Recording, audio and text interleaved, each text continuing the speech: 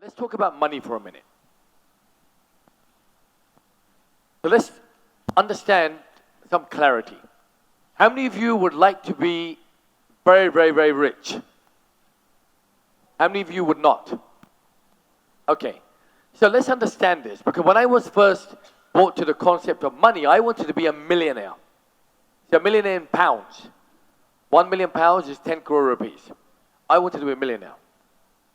Then I was asked a really good question. Why do you want to be a millionaire? I said, I don't know, it sounds good. I couldn't think of a reason of being a millionaire. So someone else said to me, okay, but if you became a millionaire, does that mean you're free? I said, yeah, because I don't have a million. No, so he said to me, why don't you change your outcome a little bit and make it more clear? Why don't you go towards financial freedom? How many people in this room would like to have financial freedom? Good. Now, question for you. What is financial freedom? Hi, Arfeen. Hi. Yeah, hello people. My name is Ravneet. Hi. Before explaining financial freedom, Just keep the mic closer to your I'll mouth. just take an example. Yeah. Let's take an example. You need to keep the mic right close to your Let's mouth. take an example of a person who is earning, let's say, 50K per month, okay? And his expenses would be, let's say, probably 25K per month. If I can earn my expenses through an alternative source of income, or probably the money that I am earning as my initial source of income, if I can make money out of money and accommodate my expenses, I think that should be the financial freedom definition. Okay, brilliant. Give him a big, big round of applause. Great answer. So, I'm going to carry on because he's given me an answer I wanted to hear. So, financial freedom is, for me, that my money, that let's say I've got a monthly expenditure of 1 lakh. The money that my money makes should cover my expenses. That's financial freedom. So what generally happens is this. So what people do when they increase their income, what do most people do? Increase their expenditure. So someone who makes a lot more money will suddenly go and buy things that they think are things of value. I've got a new iPhone, I've got a new handbag, bigger car, bigger house.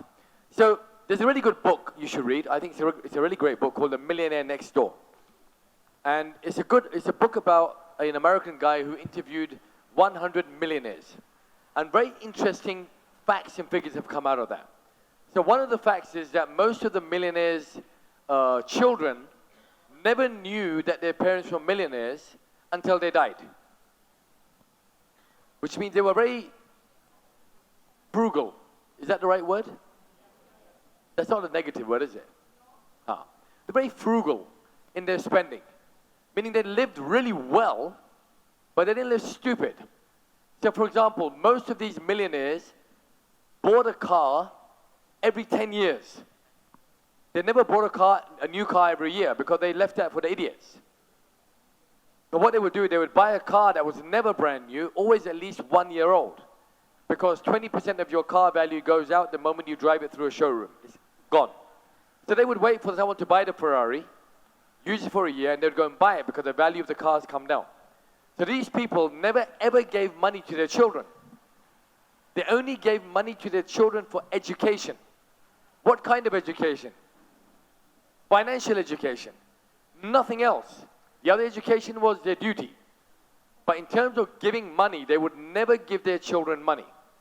They would only give their children money for education, for financial education. When it came to gifting and gifts were only given twice a year, on a birthday and on Christmas, for nothing else.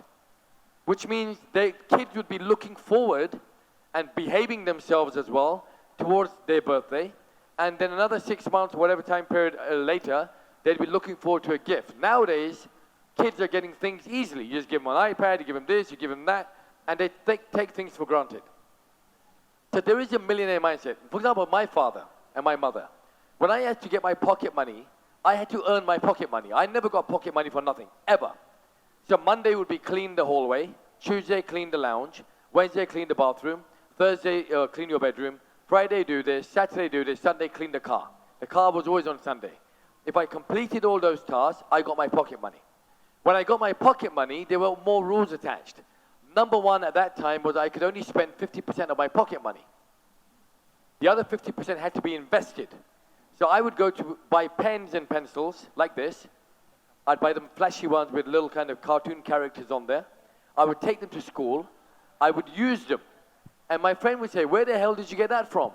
I'd say, well, I can get you one. And I would sell him the pen. So I'd make money. So I started making money from a very young age. The point is that you've got to keep a blueprint, like a millionaire blueprint. So as your income goes up, your expenses ideally should do what? Either go down or stay the same. See, you don't need the iPhone 6. You don't need it. There are people that queue up in lines in the United Kingdom on the day of the launch of the new product. They stay up all night long waiting to be the first one to get the new iPhone. Unbelievable. They camp. They have tents.